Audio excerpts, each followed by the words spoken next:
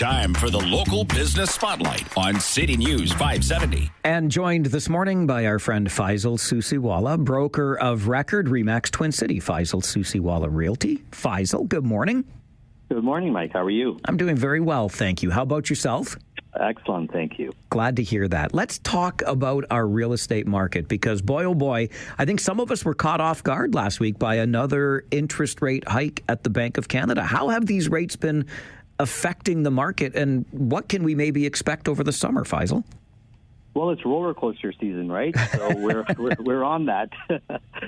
We are expecting, so it's interesting. The rates did go up, and to a certain extent, we expected that because of the inflation numbers that came in April.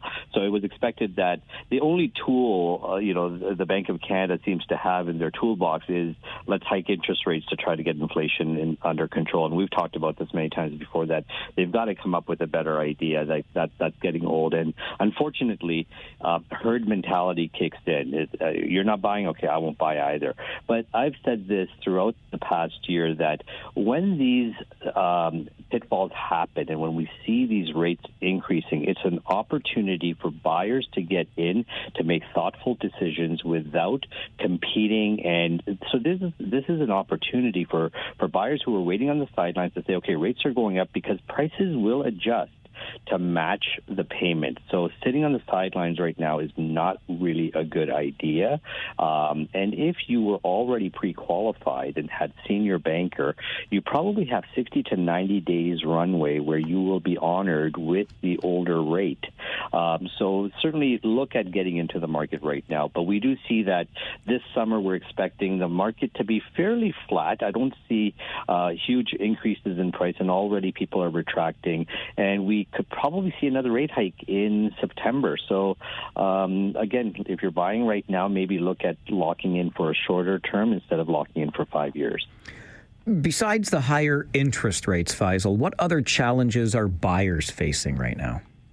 Consumer debt is the big issue right now. Unfortunately, we live in a society that wants instant gratification. Let's buy that new house, that new car, the new renovations.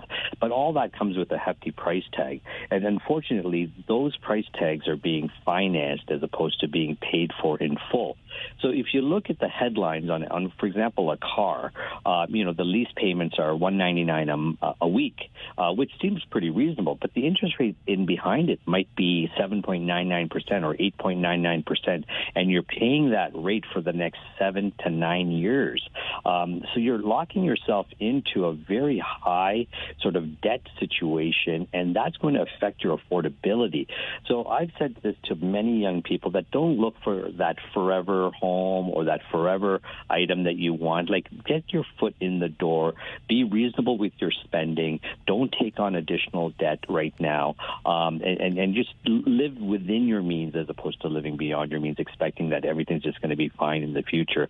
And a large part of this was Bank of Canada announced, in the beginning of COVID that rates are going to stay low for a long, long time. And, of course, it didn't. So people sort of got taken advantage of here. Something that I've been hearing a little bit about that I'd love to get your perspective on, Faisal, and that is a landlord selling a property, but then the tenant living there refuses to leave. What happens then? Yeah, we're seeing a lot more of this. And again, landlords need to sell because their rates are being increased and their renewals are coming in, so they are forced to sell these properties. Now, you as a buyer who wants to move in can sign a notice to the tenant that you're moving in for personal use and they need to move out. They may even agree to move out, but the challenge is for them to go out and find a property to move into.